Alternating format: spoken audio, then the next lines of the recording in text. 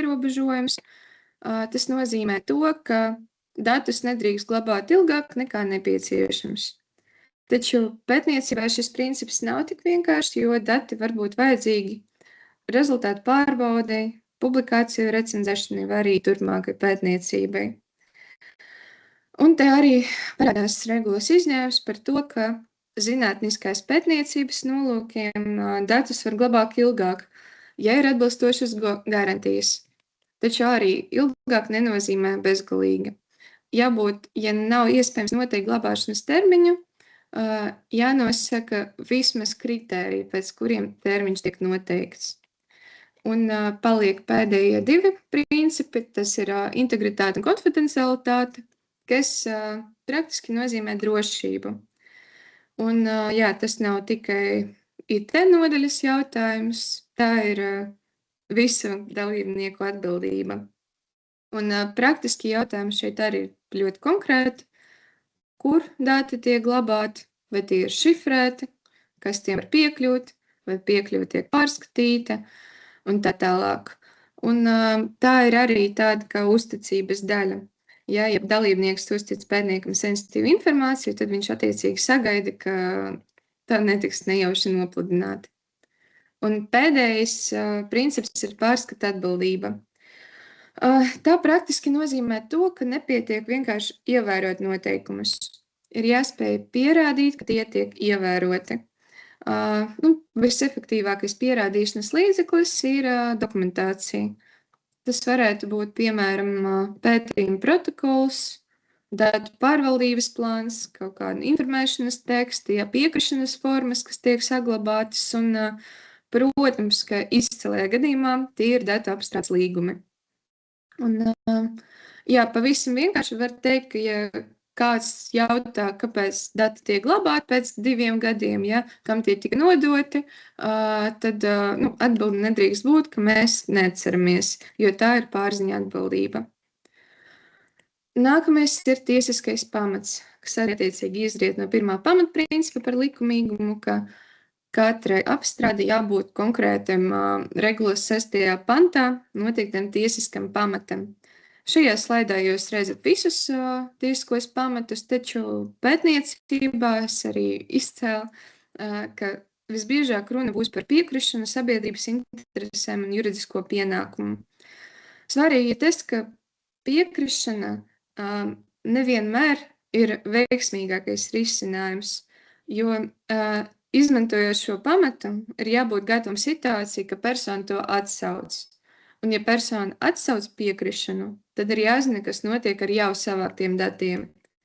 Vai tos dzēš, vai turpina izmantot tos anonimizētā veidā, vai konkrētā pētījuma integritātes dēļ vispār kaut ko varēs saglabāt. Un, līdz ar to vispār būtu vēlams izmantot citus tiesiskos pamatus. Pētniecībā tas visticamāk būs arī sabiedrības intereses. Un pēdējais, ka ja tiek apstrādāti sensitīvie dati, tad ar 6. pantu vien nepietiek, jāatrod arī 9. panta speciālais pamats. Un te jūs varat redzēt tādu kā nelielu čeklistu, ka ja tātad kādi dati tiek apstrādāti, tad kāds ir pētījuma mērķis, uz kāda pamata tie dati tiek apstrādāti, vai dati nav pārmērīgi. Tā kā atkal varbūt var izmantot vecuma grupas, nevis precīzi dzimšanas datumu, ja, reģionu, nevis adresi. Tad glabāšana, kur tie dati atradīsies, kas piekļūs datiem, ja, vai ir piekļuves kontrole un informēšana, vai datu subjekts saprot, kas notiek ar viņa datiem. Līdz ar to, jā, tā kā jau uz kādu no šiem jautājumiem nav atbildes, tas, protams, nenozīmē to, ka pētījumu nevar veikt, bet tas nozīmē to, ka pirms datu saņemšanas vēl būtu jāizdara dažas lietas. Tad nākamais ir sensitīvo personu datu apstrāde. Tie ir īpašo kategoriju dati, veselības dati, ģenētiskie dati, biometriskie, dati par politiskiem uzskatiem, reliģiju, etnisko izcelsmi un arī dalību arotbiedrībās. Un šie sensitīvie dati var parādīties arī netiešā veidā. Ja, piemēram, pētījumā netiek prasīta reliģija, bet tiek vākti dati par regulāru konkrētas reliģiskās vietas apmeklējumu. Ja, tas var atklāt reliģisko pārliecību. Netiek prasīta diagnoze, bet analizēt cilvēku, kas regulāri apmeklē konkrētu ārstniecības iestādi. Un, jā, līdz ar to šeit jābūt ļoti uzmanīgiem, jo sensitīvo datu jēdziens tas ir interpretējums ļoti plaši. Un arī būtu jāatceras par datiem par sodāmību un pārkāpumiem. Tiem ir īpašs regulējums un arī paaugstināts risks. Te var arī īsi pieminēt EST, Eiropas Savienības tiesas lieta par Latvijas transporta līdzekļu vadītāju soda punktiem, kur tiesa norādīja, ka šāda datu apstrāde var būt saistīta ar datiem par pārkāpumiem, kuriem ir nepieciešama pastiprināta aizsardzība.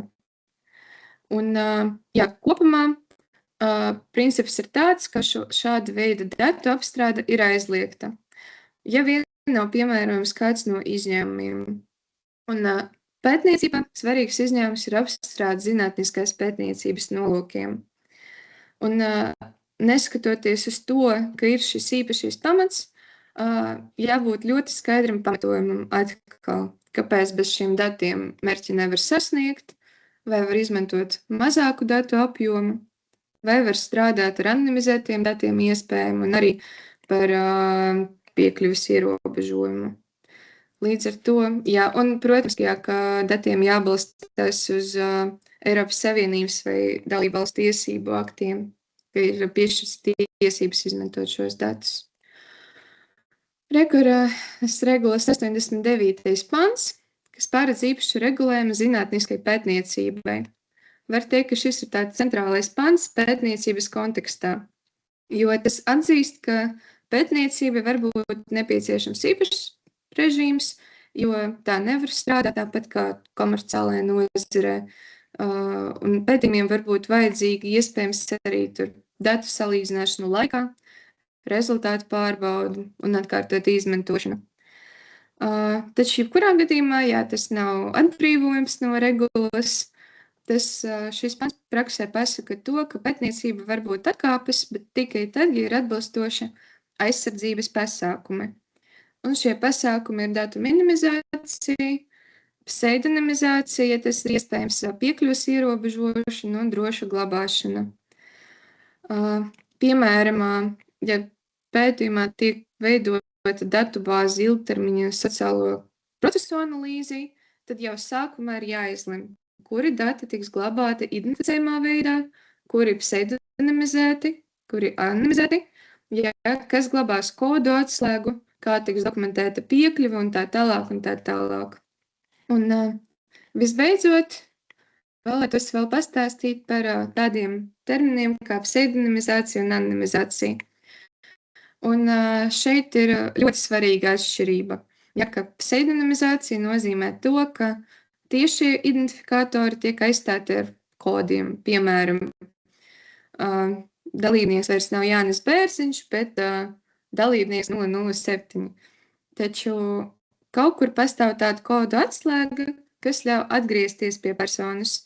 Un tāpēc pseidonimizēti dati joprojām ir uzskatāmi par personas datiem un regula tiek piemērota.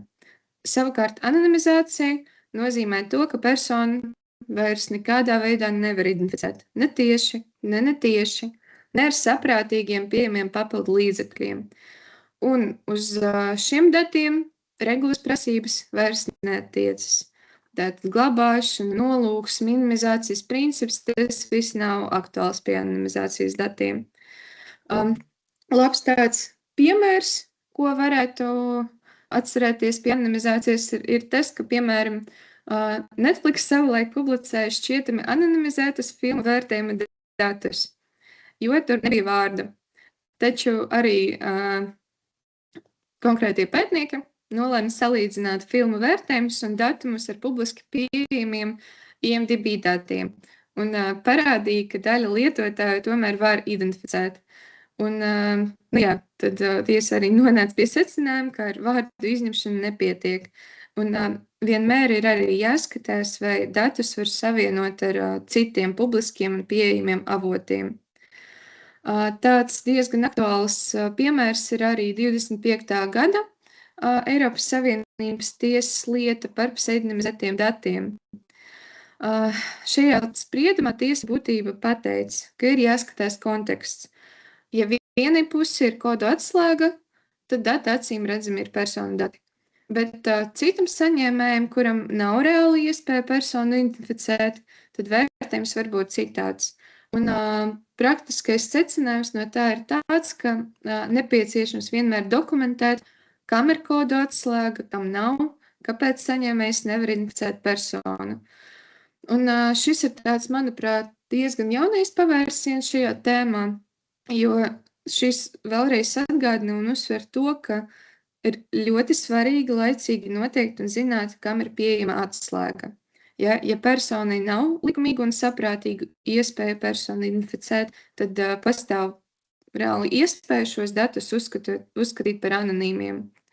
Līdz ar to, tā kā nevar būt tādi gadījumi, ka mēs pseidonimizējām tos datus, bet atslēgu dokumentu mēs glabājam tajā pašā mapē, bet joprojām uzskatām tos par pseidonimizētiem. Īsumā, lielos vilcienos, tas arī viss no manas puses. Paldies, tad piedāvāju pieslēgties nodarbībai praktiskai. Man liekas, mums ir jautājumi. Jā, palīdz. Tā. Vienu mirklīt. Jā, redz, tā vienu mirklīt izlasīšu. Tā vai...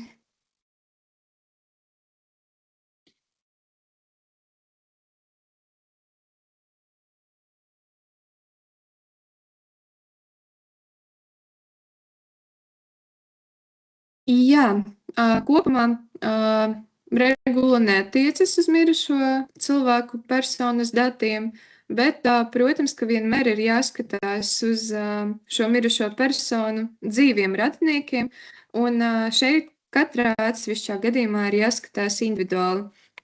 Piemēram, ja mēs runājam par mirušās personas kaut kādu privāto dzīvi, ja, tad tā attiecīgi arī ietekmē iespējams tad visu šos cilvēku privātās dzīves iesaistītos dalībniekus.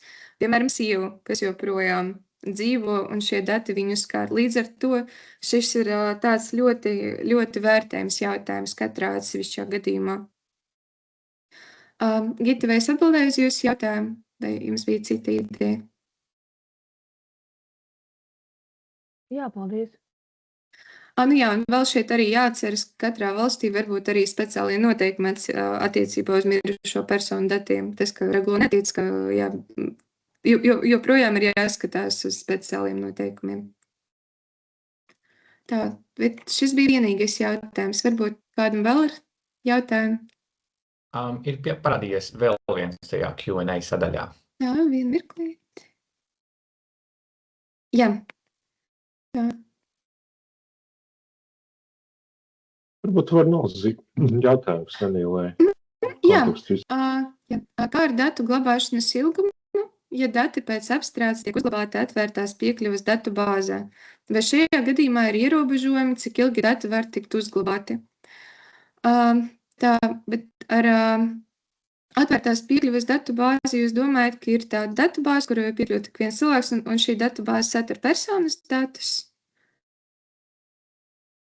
Nē, šajā gadījumā tā būtu anonimizēta datu bāze. Jā, attiecībā uz anonīmiem datiem regulas noteikumi vispār neatiecas. Ja tā kā tik līdz mēs nevaram paņemt kodu, un salīdzināt to ar anonimizētiem datiem, un tad ieraudzīt, ka šis cilvēks ir norādīts šeit, tad tie dati ir anonīmi, un uz tiem vismaz attiecībā uz regulas prasībām par glabāšanas ilgumu tas neatiec absolūti, tā kā tas ir katra cilvēka, katras institūcijas izvēle. Taču arī, joprojām jāskatās, piemēram, ja tā ir publiskā iestāde, tad lietu nomenklatūra, tad jāskatās un tā, bet jā, par regulu var tad neuztraukties.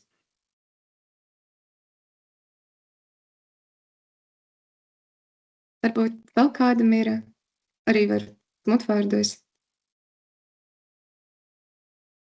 Jā, Edgars. Jā, man ir jautājums par sensitīvu datu nodošanu glabāšanai trešajai pusei un glabāšanai kā rezerves kopijas glabāšanai. Man interesē, tad kādi būtu tie juridiskie aspekti, kas uz to attiektos, vai par ko man būtu noteikti jāpadomā pirms vispār uzsākt sadarbību ar šādu trešo pusi par rezerves kopiju glabāšanu. Un ar rezerves kopiju varbūt pat tie nav, tie varētu būt pat šifrēti dati, sensitīvi, bet šifrēti. Tātad ir arī atslēga pieejama, ka es glabāju, vai kā pārziņas un glabāšu šo atslēgu, un būs šifrēti. Par trešo personu jūs domājat nodot kā pakalpojums sniedzējiem, kurš tā kā nodarbojas ar to kopiju glabāšanu vai... Jā. Jā, nu šeit, protams, ir jāskatās, kas tā ir par trešo personu. Ja, protams, ka ideālajā gadījumā būtu jānoslēdz nodošanas līgums, kura ir jāparedz arī drošības pasākumi, jo, kā es jau arī minēju, ka pārskata atbildības princips noteica to, ka jebkurā gadījumā pārzinis, ja, kurš nosaka to datu mērķi, kas, piemēram, šajā gadījumā varētu būt jūs, ka jums kaut kādu problēmu jautājumu gadījumā būtu jāpierāda, ka jūs veicāt visu iespējamā, lai šos datus aizsargātu. Līdz ar to līgums būtu, protams, perfektais variants, kurā var aprakstīt visu, ko jūs praktiski vēlaties. Bet, ja nav tādas iespējas, tad, protams, ir jāskatās uz šīs trešās personas noteikumiem. Ja? Ļoti svarīgi ir tas, vai ir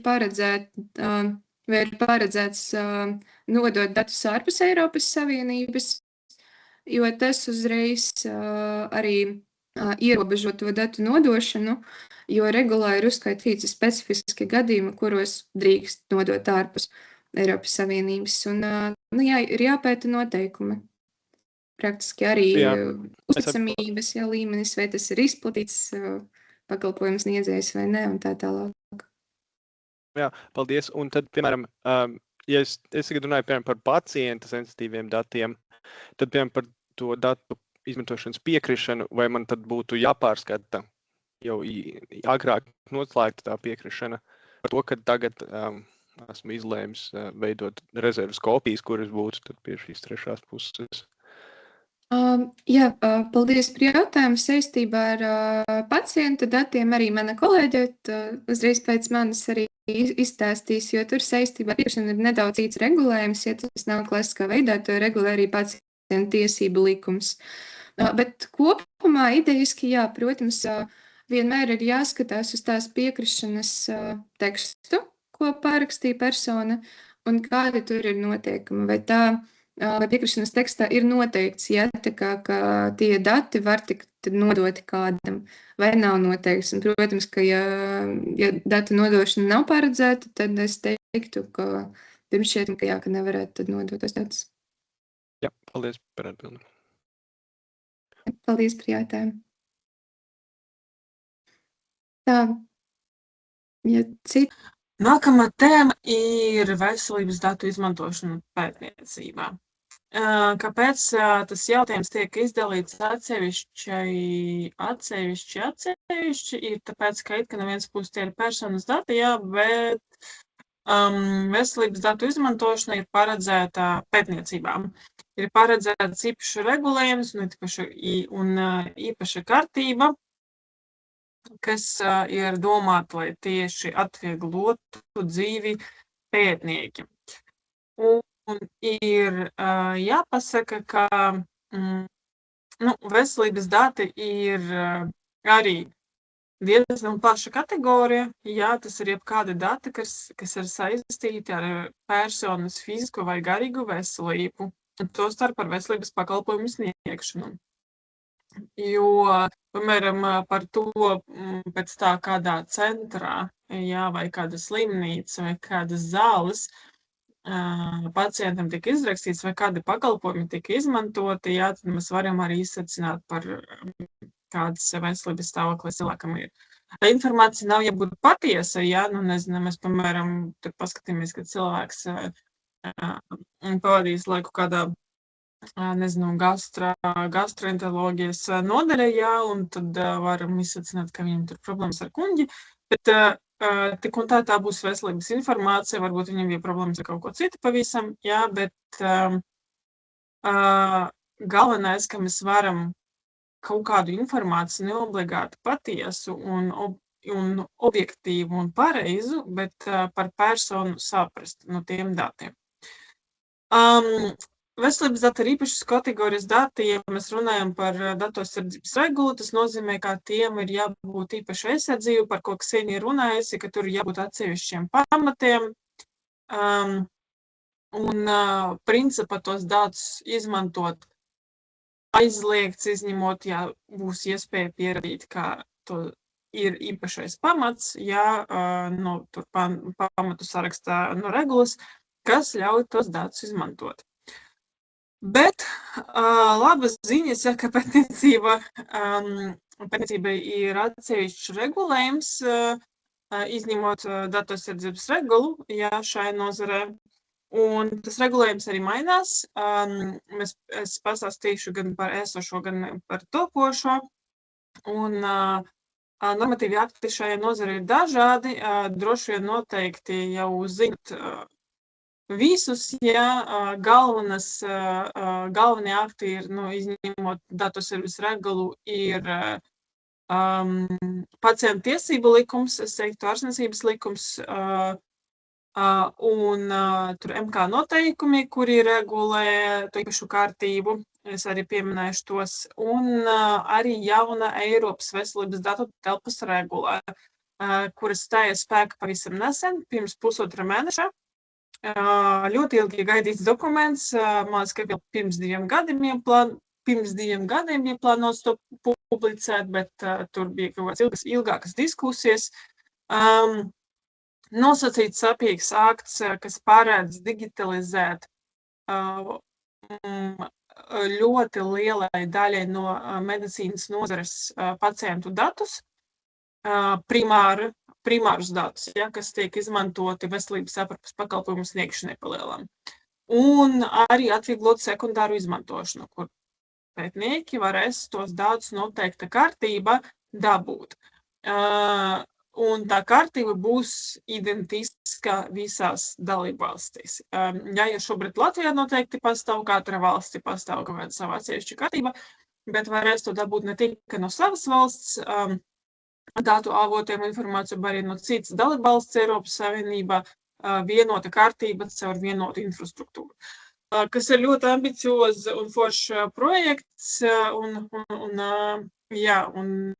ļoti tādā tiešām sensitīvai nozarē, bet ir liela vajadzība arī pēc tā regulējuma ir bijusi, tāpēc kā pētījumi ir nepieciešami. Tīpaši, es domāju, pēc pandēmijas tas jautājums vēl aktualizējas vēl vairāk. Kā tad var izmantot veselības datus pētījumam?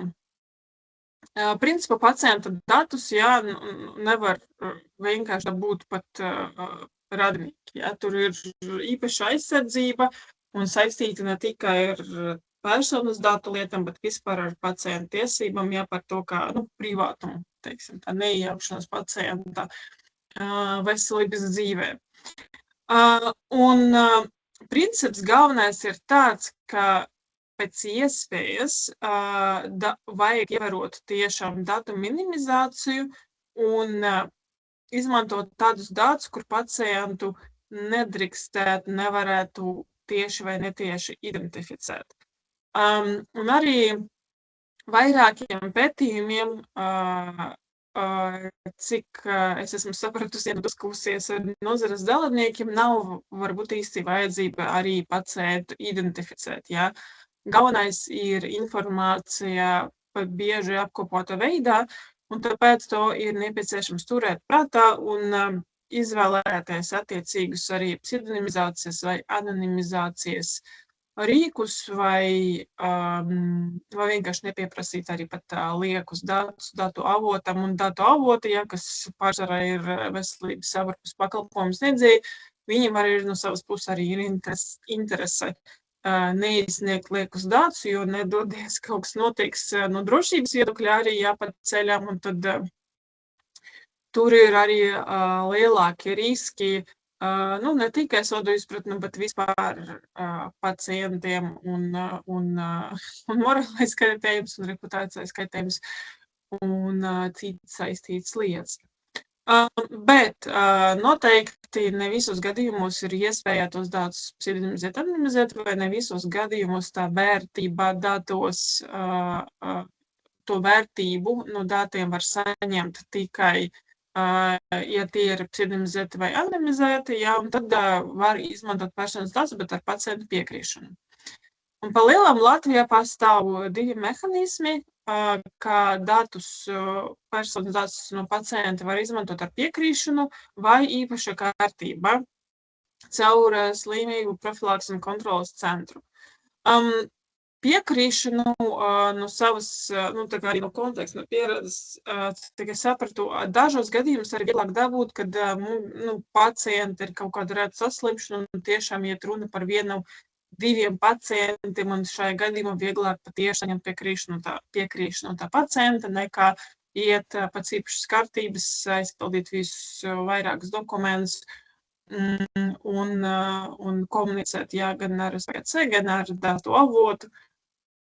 Bet, ir nepieciešama tāda lielāka datu kopa, kura to savā starpā iekļauj veselības datus, tad būtu jāiet pēc tās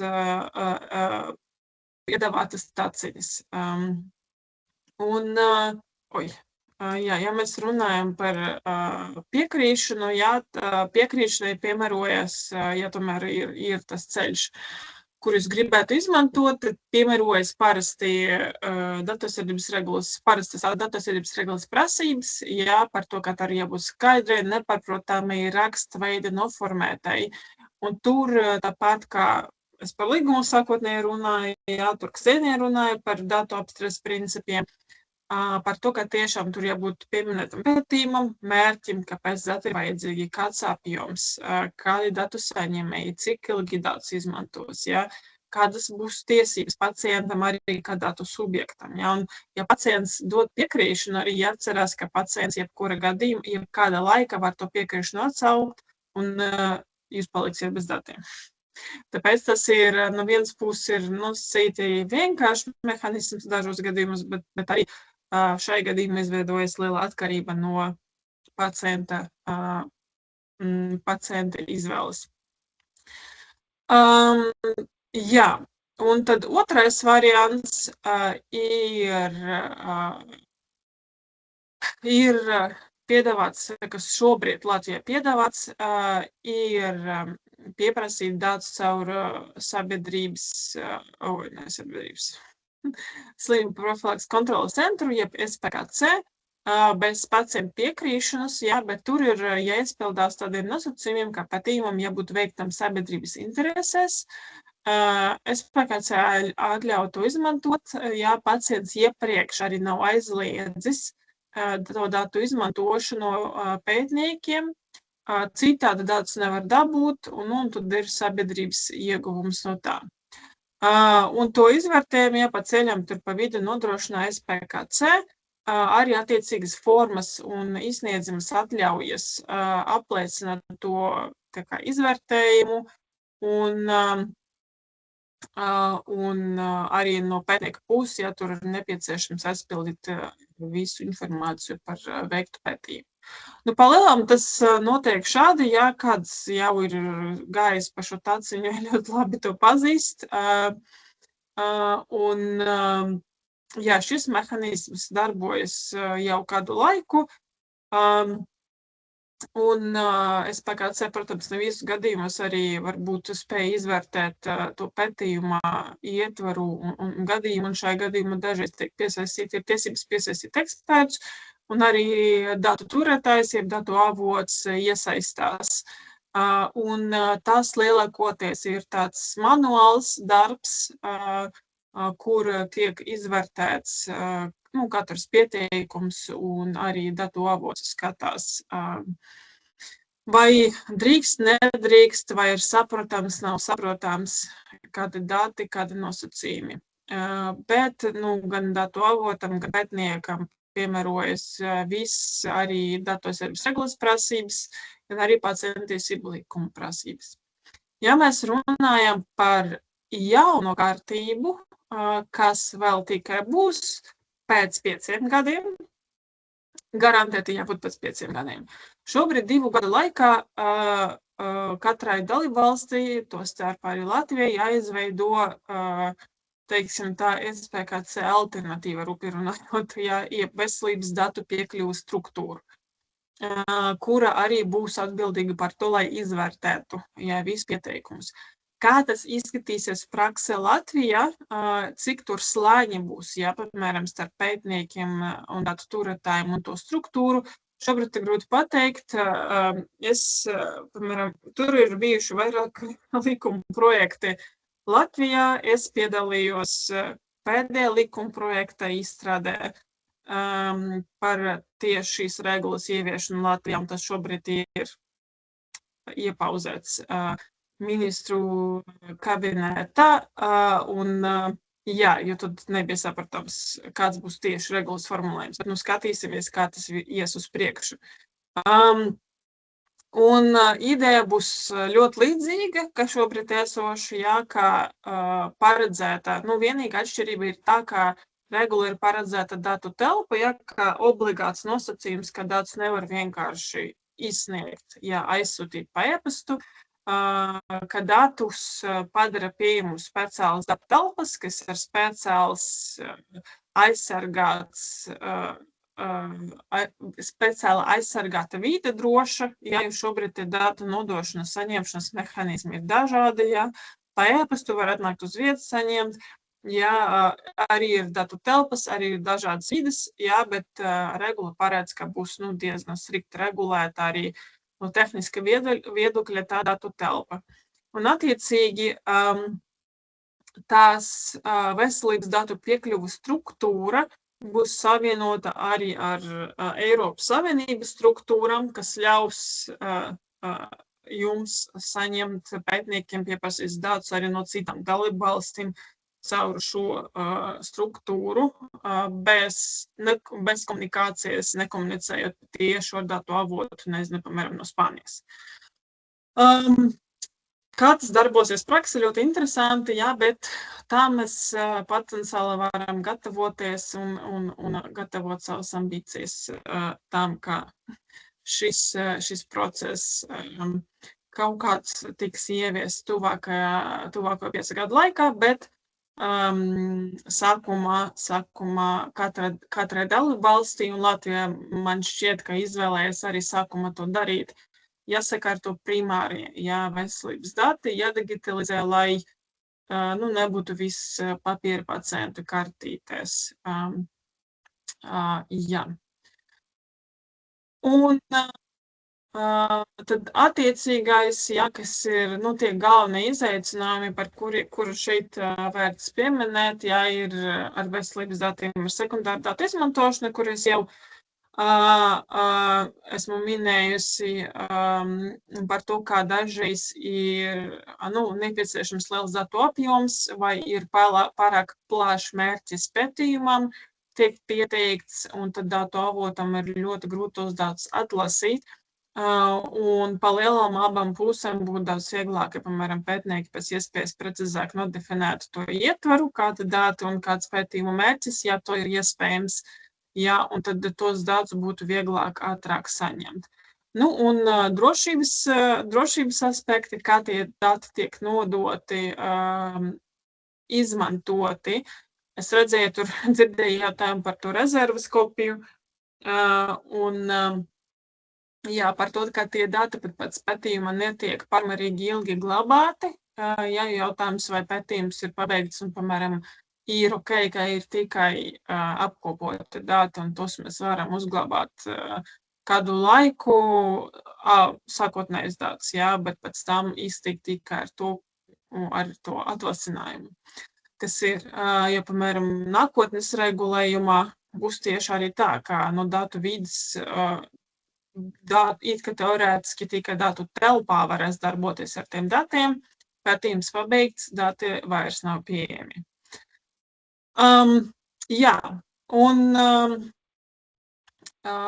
noteikti mākslīgais intelekts, ja veselības datu izmantošanā ar mākslīga intelekta starpniecību ir augsta riska pasākums, ja, un ja tiek plānots to darīt, tad tur notiek gan drošības apsvērumi, ja, ka tie dati, lai tie dati netiktu iebaroti publiskajā telpā, un par to, lai arī ir noteikti komercializācija jautājumi, un par to, vai drīkst vispār mākslīgu intelektu tieši šajā gadījumā izmantot. Protams, ka, ja ir kāds produkts vai kāds risinājums, kas tālāk tiks uz veselības datu pamata izmantots, un arī tur būs mākslīgais intelekts, tas ir arī jau tas mākslīga intelekta akta ietveros, ja tā ir Eiropas Savienības regulā, un tad tur attiecīgi ieslēdzās papildu vairāk pienākumi par cilvēka paraudzību, par dokumentu noformēšanu, dažreiz arī certifikāciju. Tāpēc, jā, šis ir jautājums, kuram ir vērts pievērst uzmanību, jo, tīpaši veselības nozarē šķiet īpaši pievilcīgi, ja mēs jau zinām, ja, ka AI tiek izmantots veselības nozarē un dažreiz palīdz un strādā labāk nekā daži ārsti. Jā, par veselības datiem tas ir viss. Mēs varētu pāriet pie uzdevuma, bet jautājums, vai ir kādi jautājumi?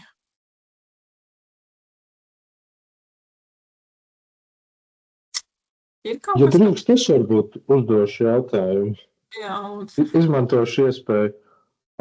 Saki, lūdzu, Anna, vai teiksim, kaut kāds komercializācijas aspekts arī maina, piemēram, pētījumam ir komercializācijas potenciāls, vai tas automātiski tā kā noliektu šo veselības datu izmantošanu, vai tur ieslēdzās kaut kādi papildus noteikumi.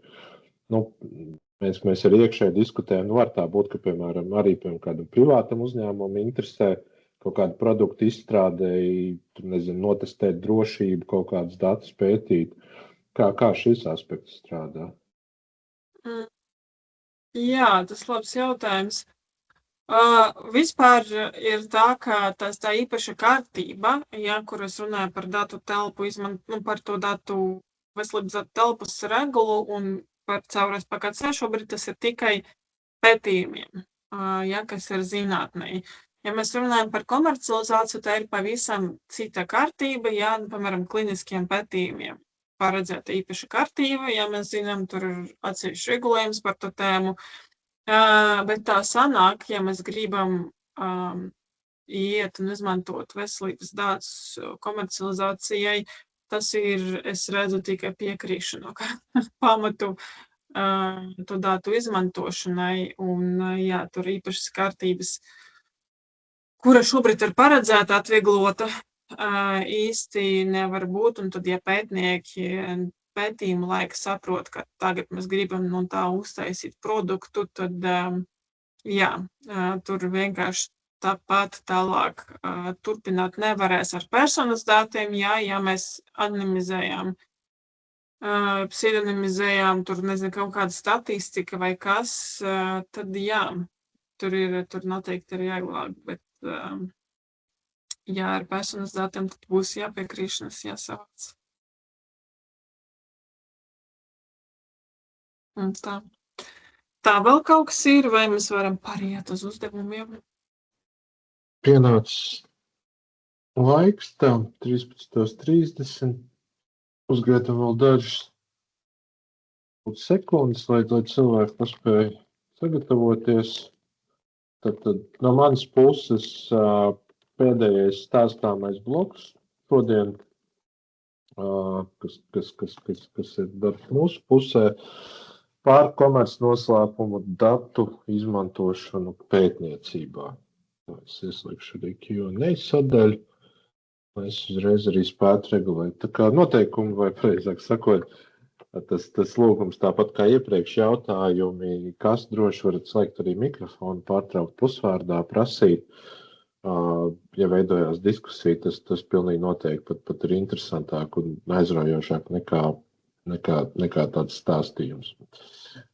Tā kā, jā, mēģināsim aptvert šo te visnotaļ, droši vien varbūt interesanto jautājumu par to, kā var izmantot komercnoslēpumu kā komercnoslēpumu saturošu datus, kā tos var izmantot zinātniskajā pētniecībā. Tad, ja mēs ejam pēc tās idejas, mēs iepriekš runājam, ka mēs sev iedomājamies, vai arī daudziem no jums nemaz nav jāiedomājās, kad mēs kā pētnieki vai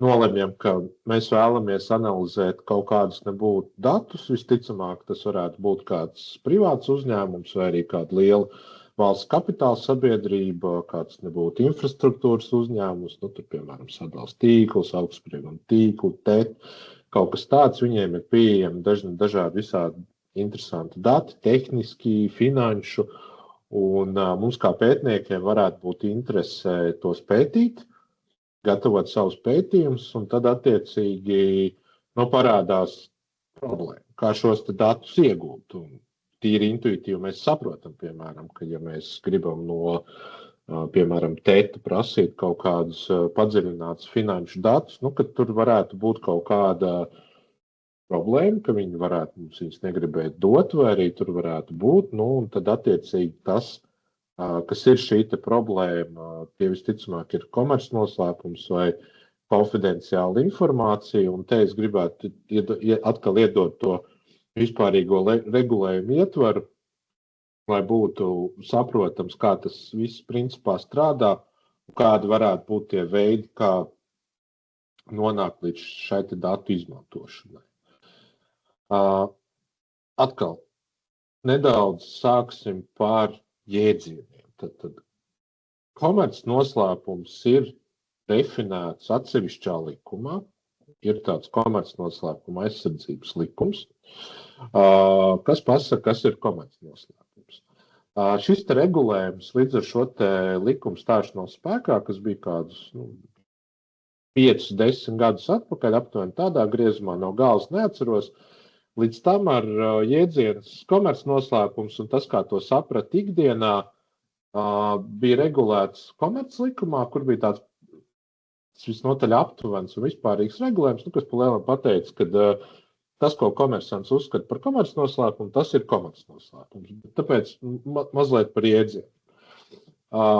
Komercnoslēpums, lai cik tas dīvaini nebūtu, patiesībā pēc juridiskās kaut kādas loģikas paiet apakšā zem intelektuālā īpašuma. Kāpēc?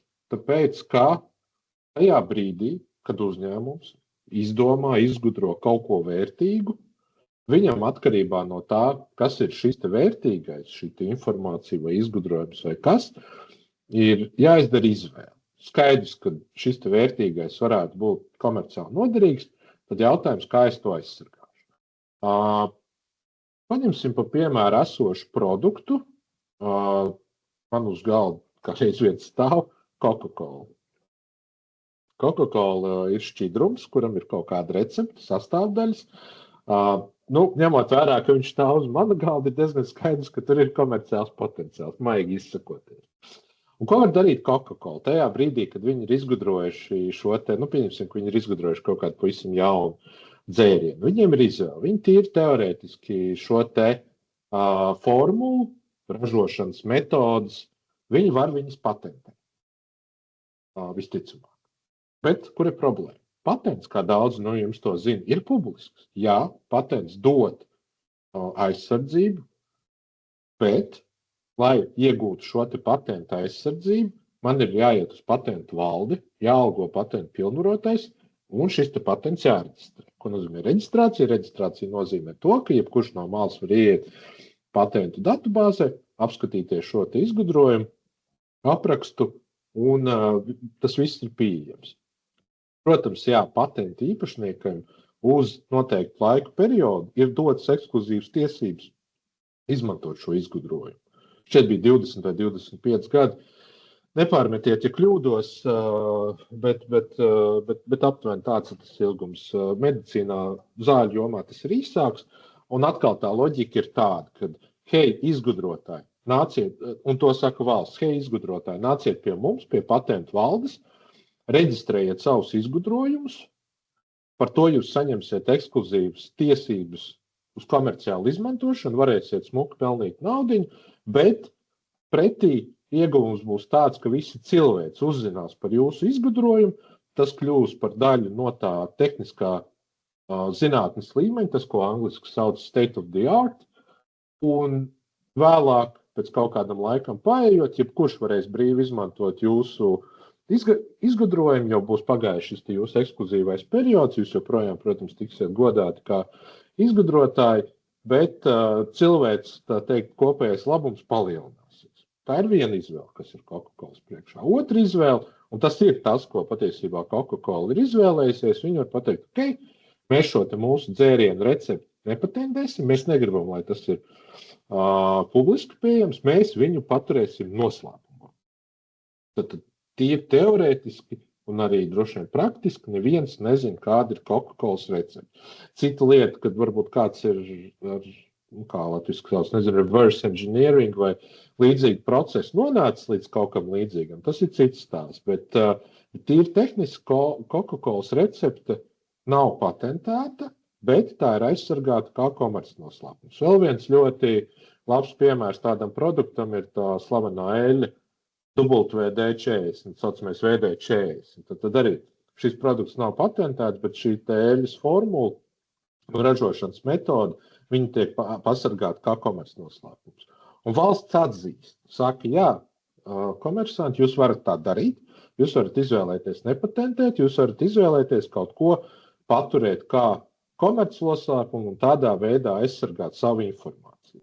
Šīs prezentācijas ietvaros, tad, kad es runāšu par vārdu komercnoslēpums, ar to ir jāsaprot ne tikai šis stāsts, ko es tikko izstāstīju no tādas intelektuālā īpašuma prizmas, bet vispār jebkura konfidenciāla informācija. Tad ir komercnoslēpums, ir konfidenciāla informācija, bet es jums nejaukšu galvu. Tad, kad jūs redzēsiet šajā prezentācijā vārdu komercnoslēpums, es runāšu vispār.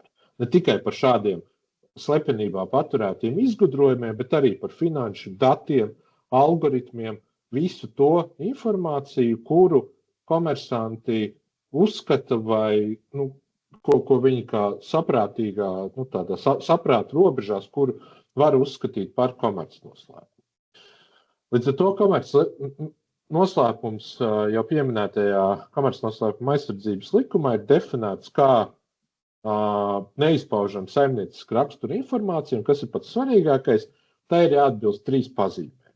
Tad pirmais, tā ir slepena, otrais, tā ir kaut kāda nebūtu komerciālā vērtība, faktiski vai potenciāli, un trešais, un manuprāt, tas trešais ir gandrīz vai praksē visbūtiskākais, komercnoslēpuma turētājs ir veicis kaut kādas nebūtu pasākums, lai pasargātu šo te informāciju. Kaut vai uz tās prezentācijas vai lapiņas augšējā stūrītī ir uzlicis uzrakstiņu slepeni vai komercnoslēpums. Vismaz kaut vai tādā līmenī, nemaz nerunājot par to, ka nav gluži darījis to pieejamu visiem tīmeklī vai kādā nebūtu tādā citā veidā.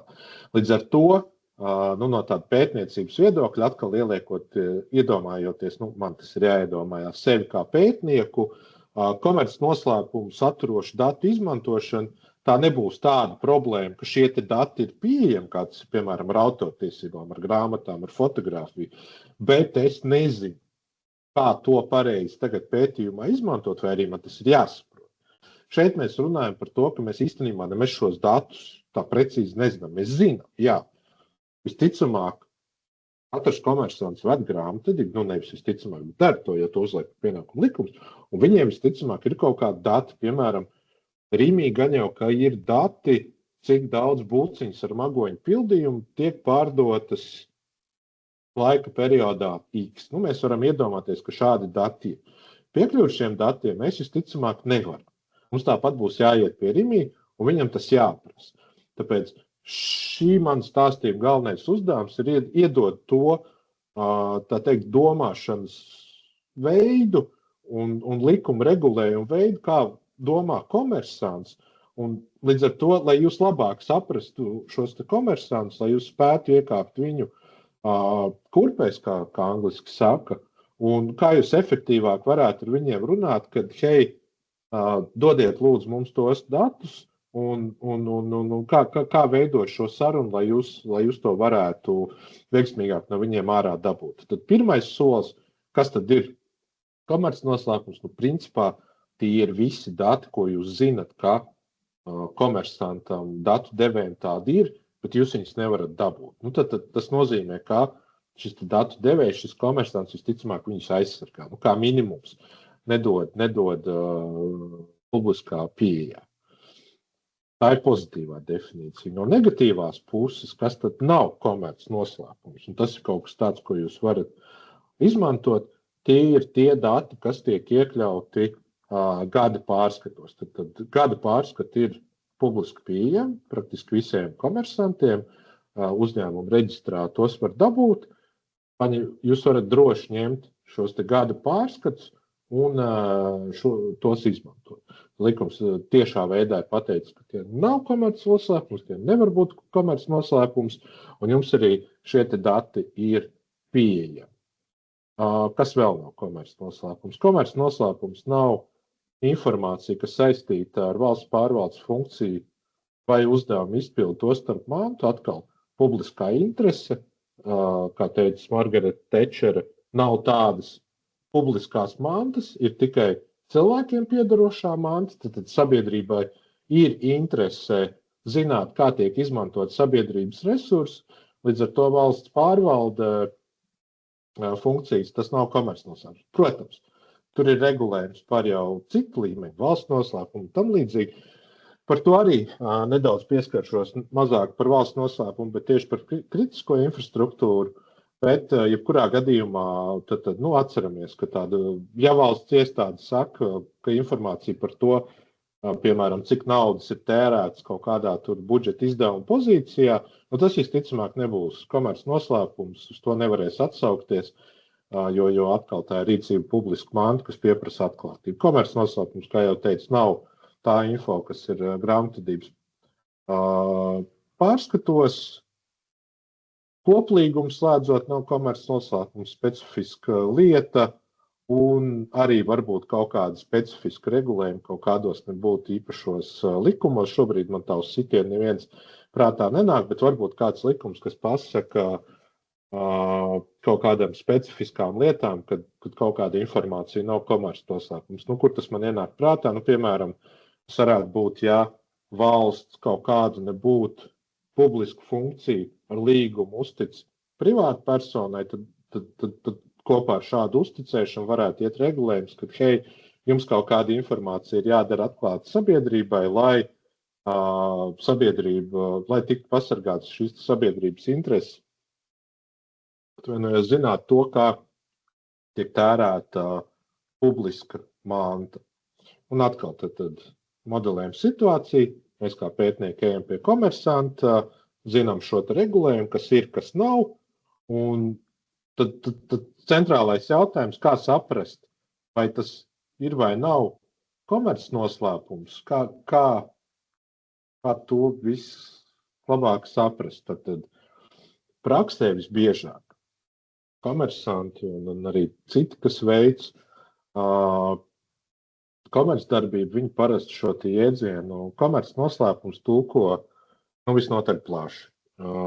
Iespējams, ka jums ir gadījies saskarties ar tiem saucamajiem NDA, kas ir saīsinājums no angļu valodas Non-Disclosure Agreement, respektīvi līguma, ar kuriem puses apmainās ar informāciju un vienlaikus viena puse otrai saka, hei, es tev dodu informāciju, bet tu to nedrīkst nevienam atklāt, vai arī abas saka viena otrai, jā, mēs viena ar otru apmainīsimies ar informāciju un nepadarīsim to publisku. Tad ļoti bieži, ja jūs vai mēs aiziesim pie komersanta un prasīsim, tā droši vien mēs neprasīsim, kas ir komercnoslēpums vai ko jūs uzskatāt par komercnoslēpumu, mēs viņiem varētu prasīt, piemēram, kādus datus. Mēs visticamāk varam rēķināties ar atbildi vai ar secinājumu, ka komersants mums teiks, tas ir komercnoslēpums.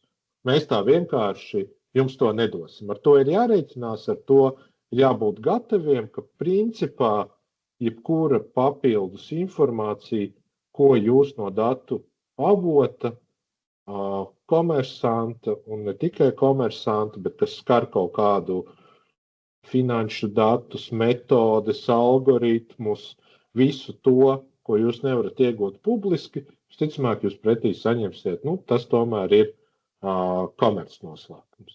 Vienlaikus, kas ir jāatcerās, kad komersantam un komercnoslēpumu turētājam ir pienākums tomēr šo informāciju aizsargāt, ja jūs, teiksim, saskaraties ar situāciju, ka kāda informācija par šo komersantu ir kaut kur publiski plaši pieejama, vai arī viņi paši to ir darījuši publiski pieejami, visticamāk tas nebūs komercnoslēpums. Skaidrs, ka brīdī, ja mēs runājam par tādu situāciju, ka kādam ir nozadzis komercnoslēpums atrošu datus, un tad to, piemēram, padarīs publiski.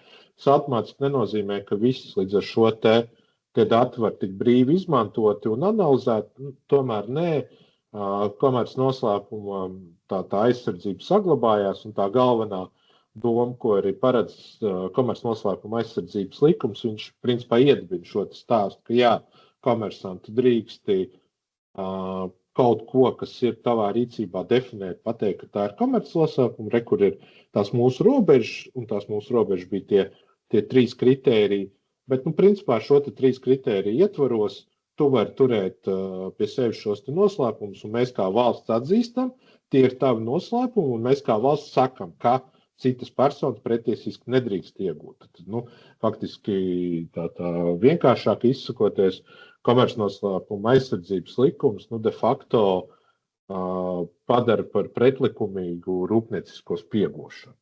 Tad atkal tā var nebūt kaut kāda valsts aizsardzības objekti, bet iet un skatīties, kā konkurenti kaut ko dara, visticamāk, var nebūt legāli, tad, ja tas, kā šie konkurenti to dara, ja tas ir komercnoslēpums, ja konkurents to aizsargā, ir noslēdzis darbiniekiem neizpaušanas līgumu, uzstādījis drošības sistēmas, tad to visu pārvarēt un šo informāciju iegūt, tas visticamāk ir likuma pārkāpums, par ko var saņemt droši vien arī pamatīgu sodu, ne tikai civiltiesisku, bet gan jau arī administratīvu un kriminālu. Tas nenozīmē to, ka komercnoslēpumu nevar izmantot pētniecībā. Tas nozīmē to, ka visticamāk, nevis visticamāk, bet to, ka nāksies iet pie šī komersanta un lūgt viņam atļauju izmantot viņa datus, teikt, lūdzu iedod man tādus un tādus datus, es tos izmantošu pētījumā. Un lai arī šeit nav tāda precīza regulējuma procedūras, kas pasaka, ir jāiet tur, jāsaka tas, jāklauvē pie šī durvīm, jāizpilda veidlapa 15b, un tad jūs saņemsiet piekļuvi. Tomēr praksē tas, ko no jums prasīs komersanti, ir ļoti līdzīgi kā piemēram, tiem pašiem veselības datiem. Viņi uzdos tādus jautājumus, kāpēc jums šie dati ir vajadzīgi, ko tieši jūs pētīsiet, ko jūs darīsiet ar šo pētījumu, vai jūs viņu publicēsiet vai nē. Un būs uz šiem jautājumiem jāspēj, tā teikt, atbildēt, lai jūs gūtu piekļuvi šiem datiem, ko attiecīgais komersants uzskata par komercnoslēpumu. Praksē tas nozīmē to, ka, ja jūs šos datus iegūstat, jūs viņus drīkstat izmantot, un to, kā jūs viņus izmantojat, cik ilgi, kur turat, kā glabājat, tas ir tas, ko visticamāk jūs ar komersantu vienosieties līgumā, un tas arī būtu ieteikums šajā līgumā par to vienoties. Un visticamāk, ka šis nāks ar noteikumu un arī skatoties pētījumu ietvaros, kā šis jautājums tiek regulēts pētniecības līgumos pasaules augstskolās, tas princips ir tāds, ka tiek doti dati, tos drīkst izmantot pētījumu veikšanai, bet tos nedrīkst atklāt tām personām, kas nav iesaistītas pētījumā, trešajām personām. Un visbiežāk tie pamatprincipi, kas ir nostiprināti šādos līgumos, ir tādi, ka šie dati tiek atklāti tikai un vienīgi konkrētā pētījuma vajadzībām, tāpēc, ejot pie komersantiem, jums būtu jābūt skaidrībai, kas tad ir šis pētījums, kādas ir pētījuma vajadzības. Dati netiek izmantoti citiem mērķiem ārpus šī pētījuma mērķa. Un, protams, ļoti būtiski viņi netiek publicēti tādā formā, kas ļauj identificēt vai atklāt pašu komercnoslēpumu. Tad kaut kādā apkopojuma veidā, kaut kādi nebūtu secinājumi, kaut kas tāds, kas neatklāja, pēc kā var redzēt, ka šie dati ir izmantot, bet kas neatklāja pašus datus. Jums visticamāk jautās, kur jūs šos datus glabāsiet, kādu risinājumu jūs izmantosiet, un visticamāk pieprasīs, lai šie dati tiktu glabāti kaut kādā nebūtu drošā veidā no tehniskā viedokļa, šifrēšanas, piekļuves kontrolas, vai arī varbūt komersants pateiks, ok, jūs varat piekļūt šiem datiem, bet lūdzu nāciet pie mums fiziski, būs atsevišķa telpa, kurā jūs drīkstēs pētīt, vai arī kaut kāda nebūtu atsevišķā drošā vide, kur ar kaut kādām piekļuvēm varēs tikt. Tos visus spēles noteikumus nosaka vienojoties ar pašu šo datu avotu, ar to komersantu, kuram ir šis komercnoslēpums pieejams.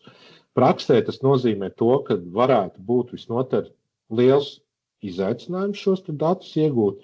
Ne visi komersanti uzticās pētniekiem, lai gan pēc tā, ko mēs, arī runājām, ko mēs intervijās sapratām, kopā it kā tas sentiments ir tāds, ka jā, mēs atbalstam zinātnes attīstību Latvijā, mēs esam gatavi darīt, bet tas klupšanas akmens ļoti bieži izrādās, ka pētnieki nāk ar ļoti plašiem datu pieprasījumiem, un komersanti saka, klau, nē, mums kaut kā ir bail tik daudz datus atklāt, vai arī mēdz būt tā, ka pētnieki lūdz kaut kādus specifiskākus datus, bet komersantam varētu būt grūtības dabūt datus tieši tādā konkrētā griezumā, respektīvi viņu pusē, šo datu devēju pusē, tas prasa kaut kādu darbu. Kā tas tiek praksē risināts, tas praksē tiek citreiz risināts arī tā, ka universitātes vai pētnieki patiesībā maksā komersantiem par šo darbu, ko komersanti velta, lai kaut kādus nebūtu datus atlasīt, izdabūt ārā un iedotu pētniekiem pētīšanā. Tas sasaucās kopā ar manis jau pieminētajiem valstiski lielajiem uzņēmumiem, tādi kā augstsprieguma tīkls vai sadales tīkls vai citi. Tur sākās tās par to, ka tur veidojās tā saucamie kritiskās infrastruktūras dati, respektīvi līdztekus tādiem noslēpumiem, kas aizsargā valsts, kā tur, piemēram, izlūkošana, militārie, tādi jautājumi, kas tā intuitīvi ir skaidrs, ka tie tur visticamāk ir valsts noslēpumi, tur ir slepeni, to katrs nedrīkst zināt. Pastāv arī tādi dati, ko valsts ir Nacionālās drošības likumā definējusi kā kritiskās infrastruktūras dati, kas ir, piemēram, arī banku dati, kaut kāda atsevišķa banku dati ir kritiskās infrastruktūras dati, jo arī kredītiestādes veido kritisko infrastruktūru, kur valsts ir pateikusi, ok, šie dati ir svarīgi nacionālajai drošībai, tos tā pa labi, pa kreisi nevar svaidīt. Un, piemēram, ejot pie, pieņemsim pa piemēru sadales tīklu un prasot viņiem kaut kādus nebūtu tehniskos datus vai sensors, pastāv ļoti liela iespēja, ka viņi ne tikai jums teiks, ka tas ir komercnoslēpums, un tas pat varbūt būs mazākais, viņi teiks, ka Šie dati patiesībā ir kritiskās infrastruktūras dati, un mēs jums viņus tik viegli atklāt nevaram.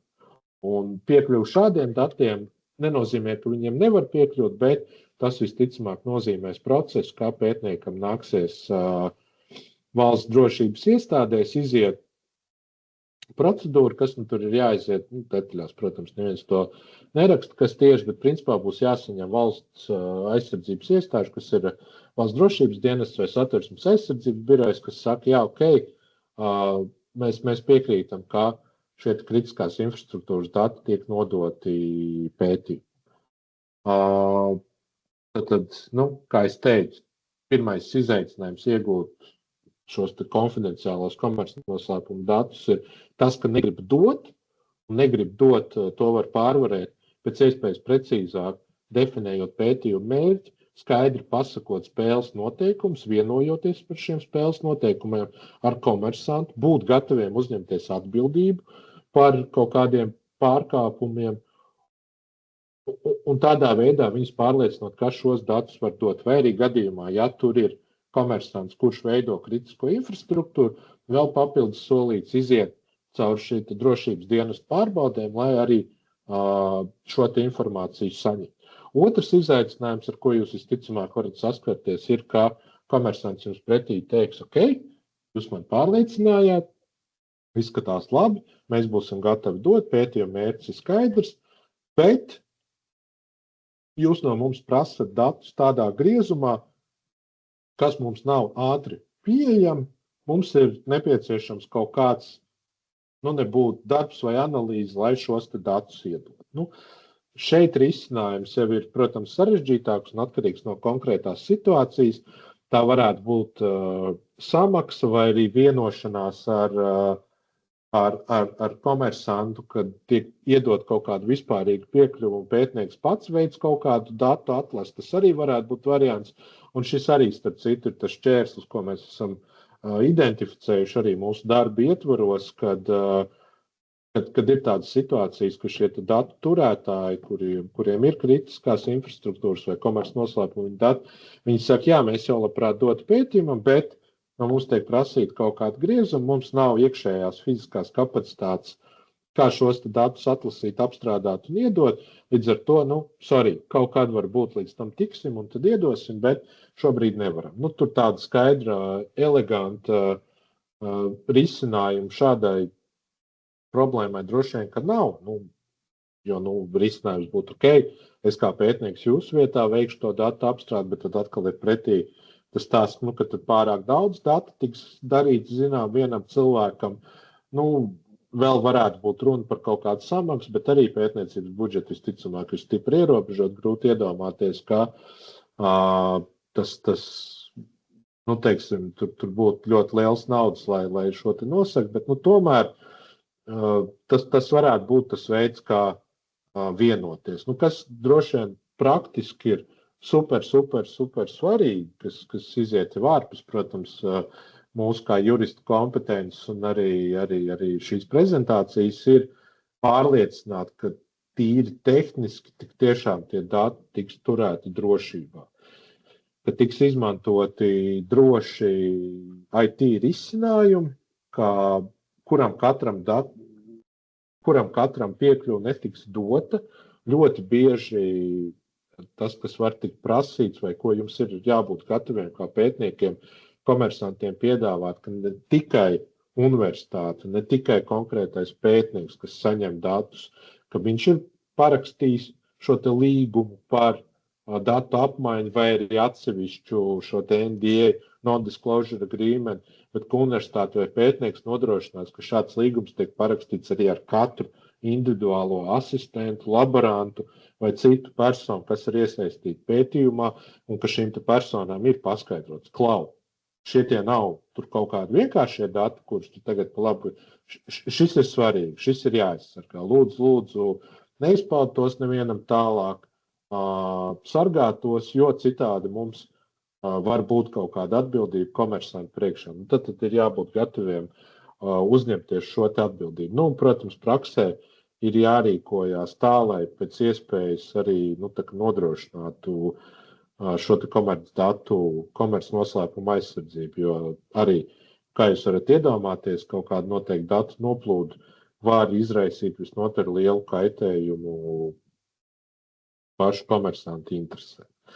Nu, tas ir tas, kā es to mēģināju jums paskaidrot, atkal kontekstā ar to, ka, lai jums būtu tas domāšanas ietvars par to, kā veidojās komercnoslēpums, kas ir komercnoslēpums, ko no jums visticamāk prasīs vai ko prasīs no pētniecības iestādēm, pētniekiem, ja ir vēlme šiem te datiem piekļūt, ko var pateikt atkal no mūsu veiktā darba, no pētījumiem. Nu, kā tas sentiments vārdos ir tāds, ka jā, mēs komersanti esam gatavi šos te datus dot, bet praksē tas noteikti var izrādīties pietiekami garš pasākums, tik klāt šiem datiem, un droši vien, ka es laikam ļoti nekļūdīšos apgalvojot, ka ik viens domājošs komersants pirms vispār dot šos datus gribēs šādu raksturveidu līgumu, gribēs, lai tur tiktu atrunāt šie drošības pasākumi, definīcijas, kaut vai vismaz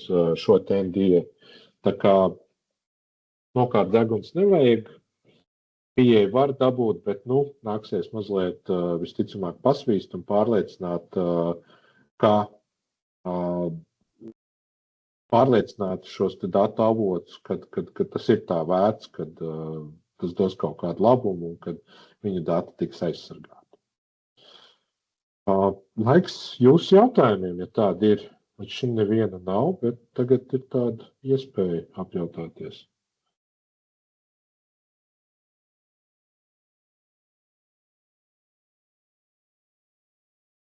Tā, mums ir klusums.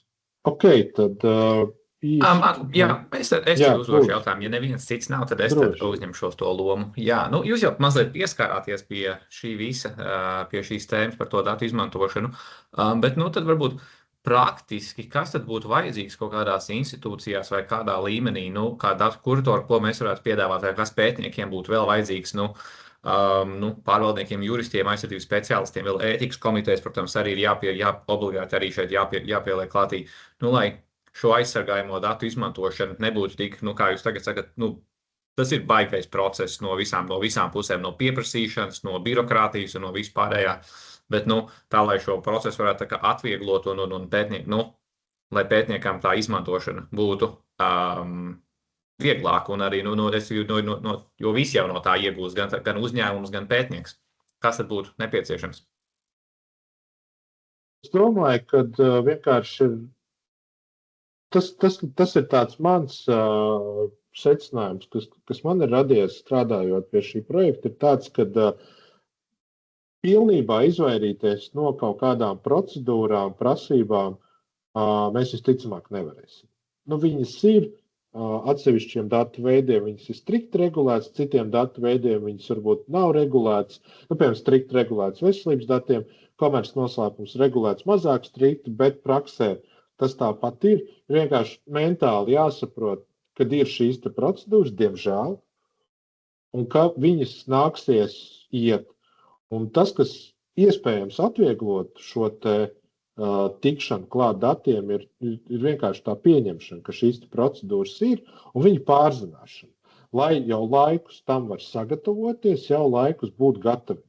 Un tas, ko mēs esam sapratuši arī intervijās ar daudziem datu avotiem, kad viena no centrālajām problēmām, ko datu avoti redz savā pusē, ir, ka nāk pētnieki un prasa vai pārāk plašus datus, vai arī nav precīzi noformulēts šis pētījuma mērķis. Ļoti liels, faktiski sanāk, tas darbs un tā laika un enerģijas patēriņš notiek nevis tajā brīdī, kad jau mēs esam nonākuši līdz tam, kad mēs slēgsim līgumu par datu nodošanu, bet visās tajās sarunās līdz tam līgumam.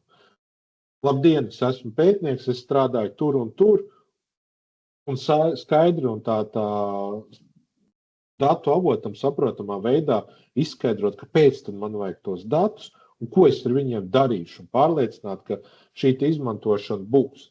Tā kā tādas burvju nūjiņas nebūs, bet pārzinātu procesu, būt gataviem slēgt līgumus, izmantot kaut kādus jau iepriekš izstrādātu informāciju, nu, tas ir tas, kas to varētu atvieglot. Bet atkal jau tā, kad atnāks laimes lācis un viss pēkšņi kļūs labi, tā visticamāk nebūs. Tās procedūras būs. Bet pašā laikā, tas pat jau nav slikti, kad ir likumos regulētas procedūras. Tieši otrādi, tad vismaz ir visiem skaidrs spēles noteikumi. Ir jāiet pie tām durvīm, jādara tas, kā es teicu. Ej tur pie personas X, aizpildu formu A, B, jā, birokrātija, jā, kaitinoši, jā, muļķīgi, bet vismaz ir skaidrs procedūras. Tas viss ir institucionalizēts, un tad jau cerams, ka tas praksē arī strādā. Tāda mazliet gara un filozofiska atbilde. Ne, bet tad no jūsu teiktā tad sanāk, ka pētniekam būtu tās 3 galvenās lietas, kas viņam apmēram būtu jāzina, ir ko prasīt, kāpēc prasīt un kur pēc tam to glabās principā. Ja? Un vēl 4. ka arī kur to glabā, kur pēc tam to izmantos. Kādi būtu tie jautājumi, kā jūs sakat, ka pētnieks nav īsti izdomājis līdz galam pats tur? Tieši tie arī īstenībā ir tie jautājumi, ko visticamāk jau arī uzdos. Ja teiksim, var jau pavisam vienkārši atbildēt uz komersantu jautājumu, kā tu aizsargās manu komercnoslēpumu, pateikt, es nepublicēšu. Bet es teiktu tādu iedomāto sarunu komersants ar pētnieku. Ko tu darīsi? Pētīšu. Ok, labi, kā tu aizsargās? Es nevienam to nedarīšu zināt. Bet tur rekur raksta, ka būs publikācija. Kas būs tajā publikācijā? Tad arī izskaidrot, kā būs tādas robežas, ka būs vispārīgi dati, ka tu komersanti neesi vienīgais. Mēs arī no taviem konkurentiem ievāksim datus, un mēs to visu apkopotā veidā publicēsim.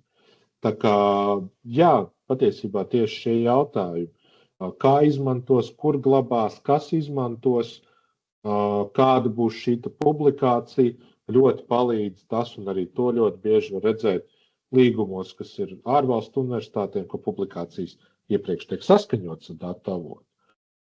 Komersanti iedod man savus datus, es viņus publicēšu, nevis datus, bet secinājumus publicēšu pētījumā, un es tev to pētījumu nedēļu iepriekš aizsūtīšu. Tu varēsi izlasīt, iedot man komentārus, un tad es tikai viņu publicēšu, lai tu vari pārliecināties, ka tavi dati tiks aizsargāti. Jā, labi, paldies. Varbūt citiem ir kādi jautājumi. Droši uzdodam. Droši.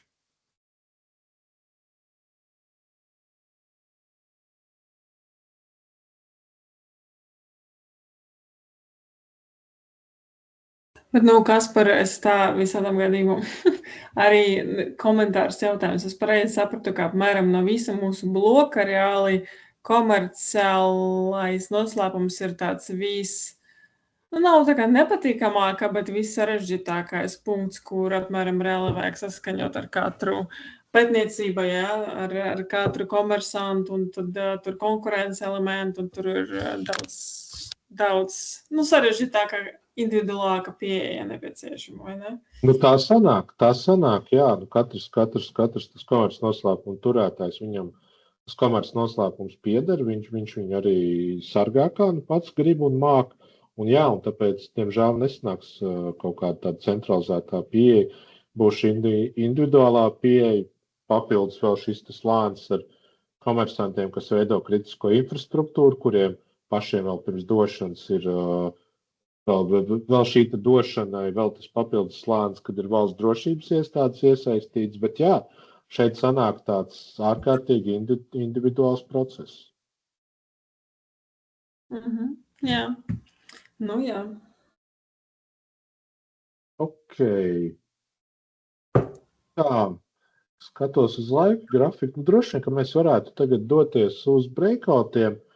Kādus 5, maksimums 10 minūtes padiskutēt par šo, pēc tam atgriezīsimies atpakaļ. Tad mums būs pēdējais bloks, praktiskais uzdevums. To arī izstāstīsim, un tad arī apmācība būs noslēgusies. Tā kā jā, dodamies uz breakoutiem, pabeidzam šo tematu, un tad nāksim atpakaļ un iesim uz priekšu jau ar laikam. Lēnām viss atgriežamies.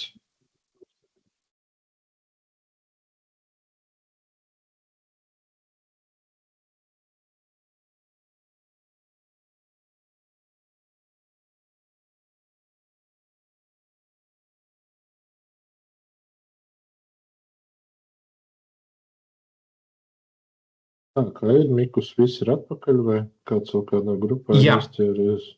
Jā, visi no grupas ir tās darba grupas ir aiztaisītas cietī, no breakout rooms, tā kā visi, kas esam šeit, visi esam šeit. Ok, forši. Tā, Anna ir kaut kas tehniski noticis, viņa tad ies atpakaļ. Nu jā, viņai tīms uzkārās. Ok, labi, tad varam lēnām pagaidīt viņas atgriešanos. Bet es domāju, ka var jau sākt spriest par tādu ārkārtīgi sarežģītu jautājumu, kur būs pirmā grupa, kas ir gatava uzstāties. Vai ir kādi brīvprātīgie? Vai būs kāds bonus, kafija un vēl kaut kas? Nebūs nekas, jā. Pirmais, kurš uzstājās, tam ir visvieglāk. Vislabākās idejas ir kā jauns un pārējiem.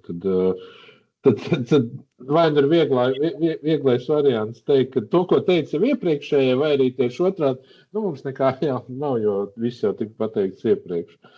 Tā mēdz būt. Bet... Labi, Es varētu sākt, tikai man opcijas nav kopīgot. Taisnība, jā. Kā mēs to varētu atrisināt? Tuliņās es kā. Mikus dod meitenei tiesības, ja nebūs. Jā. Nebūs labi, jā. Ilmār, tu ar savu muti. Jā, es zinu. Vai tas, tie cilvēki, tie, kas vēlas prezentēt, tad es pieļauju, tas būs obligāti Ilmārs? Nē, es tikai runāt palīdzēšu. Ilzai Jansonai vajag nošērot. Ilze Jansone. Tuliņās, make-up presenter. Jā, tagad jūs esat, un tad mums būs vajadzīgs vēl viens cilvēks, kurš tad būs tas drosmīgais. Jūs tagad varat šērot ekrānu. Asnata Liniņa arī ieliek tās prezentēšanas iespējas. Jā, ir. Super. Ir redzams? Jā, viss ļoti labi. Ir redzams, jā. Tā, tad mēs varam sākt. Ilmār, jūs runāsiet, vai es? Nē, es kādu rindiņu varu pateikt, pēc tam es apklusīšu atkal, jā. Par tabulu es varu pastāstīt apmēram, jā, ka skaidrs, ka pacientu dati ir personas dati un veselība sensitīvi, vai tie var būt IP objekts, tas ir daļēji, jo datu bāze struktūrējums var būt aizsargājamas, bet saturs ir personas dati. Komerc noslēpums diez vai. Un riski te ir nesamērīga piekļuve reidentifikācijā, neatbilstoši tiesiskais pamats, risks pamatīgi augsts. Lietotnes sensoru dati skaidrs, ka jā, jo ir saistāmi ar konkrētu pacientu un ierīci. Jā, un jā, tie krustiņi mums nozīmē jā. Tur, kur ir ielikts, ka vai var būt IP objekts, tas ir faktiski daļēji, jo varbūt datu formāts un apstrādes loģika var būt, bet paši mērījumi ir personas dati, līdz ar to tur tā 50-50 var būt. Iespējams, ka algoritms var būt komerc noslēpums kaut kāds. Pie riska galvenā, nezinu, mēs tur neko neierakstījām, varbūt kā neko nesaprotām īsti, ko ierakstīt. Pie interviju ierakstiem ir, jā, balss ir, stāsti par veselību, jā, trešais, jā, jo ieraksts un transkripts pats par sevi ir autortiesību objekts, komerc noslēpums parasti ne, augsts risks var būt, sevišķi, ja izlasa to, ka ir nosūtīšana ārējam transkripcijas rīkam. Fotogrāfijas, jā, un kāpēc jā, fotogrāfijas, tās ir fotoautora tiesības, komerc noslēpums parasti nē, augsts risks, ja privātuma risks pasarg Dievs publicējot. Par algoritmu nav pirmie divi, jā, varētu būt IP objekts, jo tas turpat drīzāk krustiņš bija jāliek. Un ir krustiņš, un komerc noslēpums arī. Un tas var būt, risks var būt komerc noslēpuma noplūde vai izpaušana. Iepriekšējā pētījumu datu kopa visticamāk jā, ja nav pilnībā anonimizēta, to mēs nezinām īsti, nebija rakstīts jā, jo ir veselības dati. daļēji, kas bija trešais stabiņš, bija varbūt IP objekts. Nu, mēs īsti nezinām, kā viņš tur ir, vai viņš ir pasargāts, nepasargāts.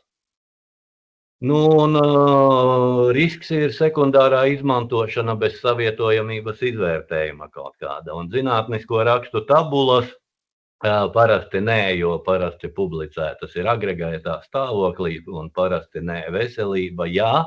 Trešajā, jo autora tiesības vai izdevēja tiesības. Ceturtajā nē. Nu, un varbūt autora tiesību licences pārkāpums. Tur nav nekāds stāsts par GDPR, bet tas varētu būt par nepareizu pārpublicēšanu vai kaut kā tā.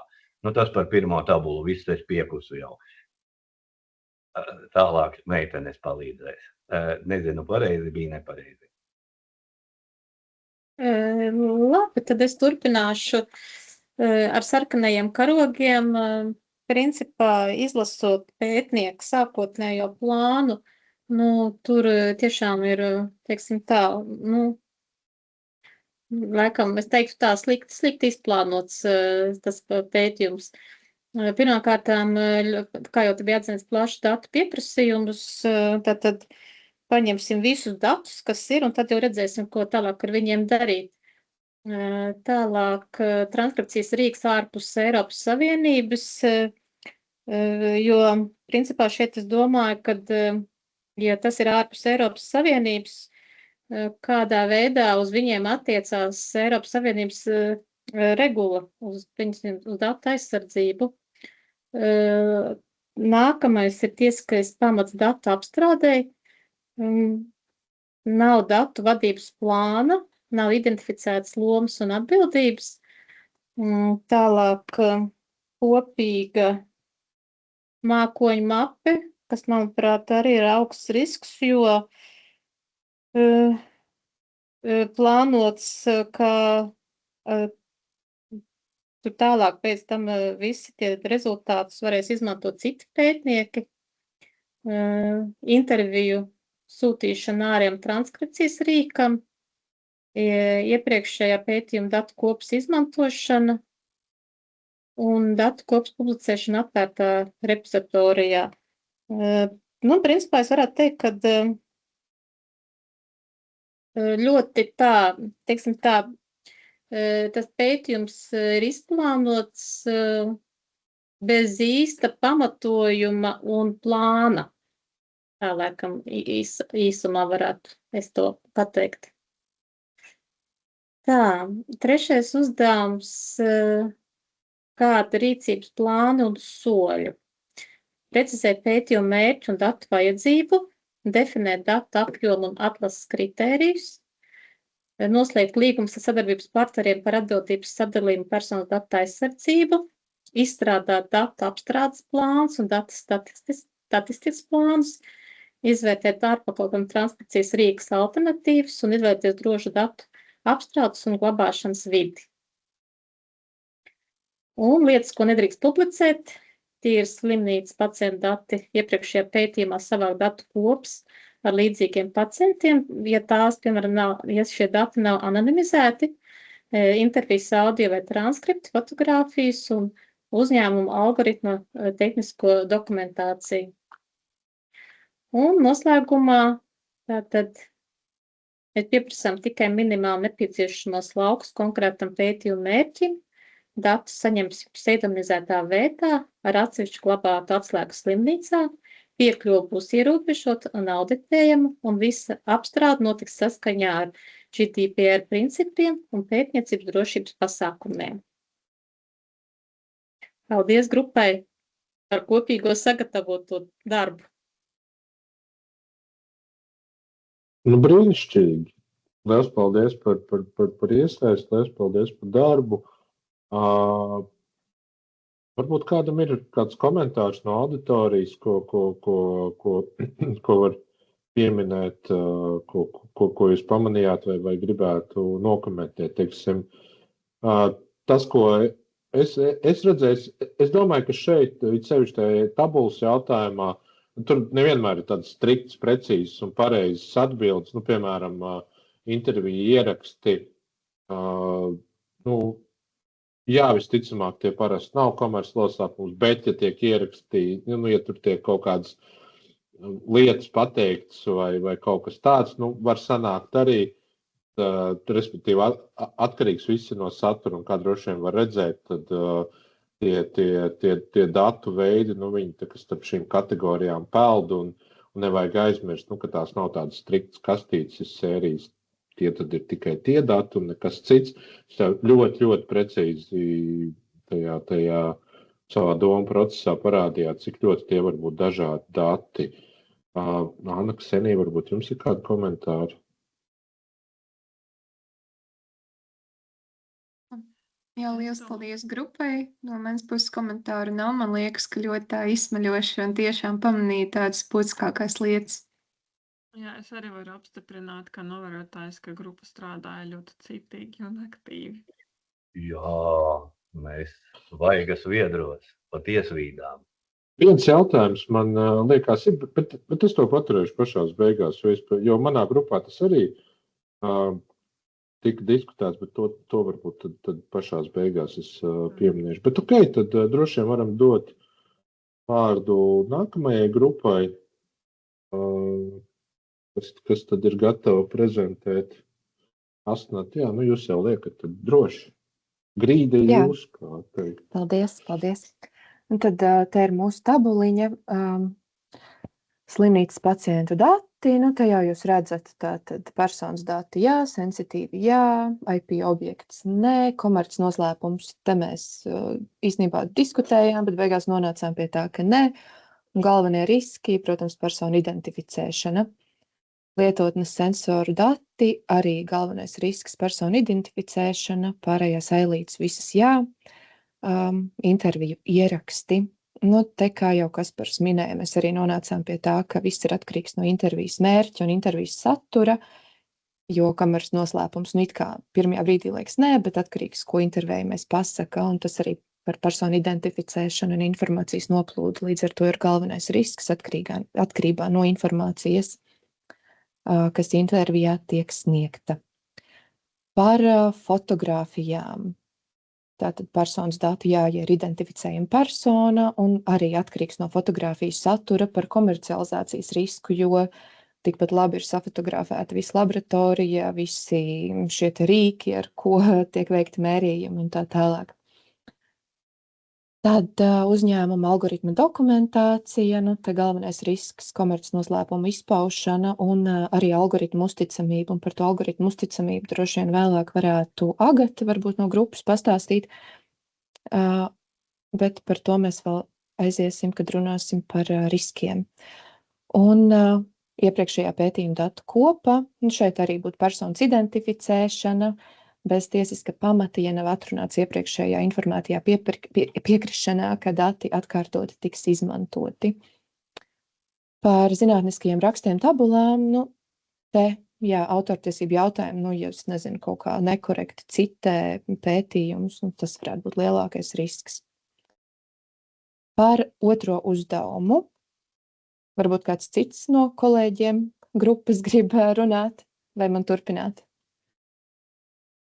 Es varu pārņemt galvenais, tad es pateikšu, ka tālāk virzamies. Mēs identificējam tādus 7 svarīgākos priekš mums riskus, kas ir, protams, serveri atrasties ārpus Eiropas Savienības zonas, kas ir ļoti būtisks risks, ņemot vērā, ka tie ir pacientu dati.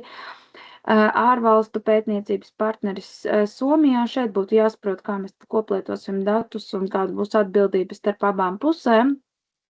Privātas tehnoloģijas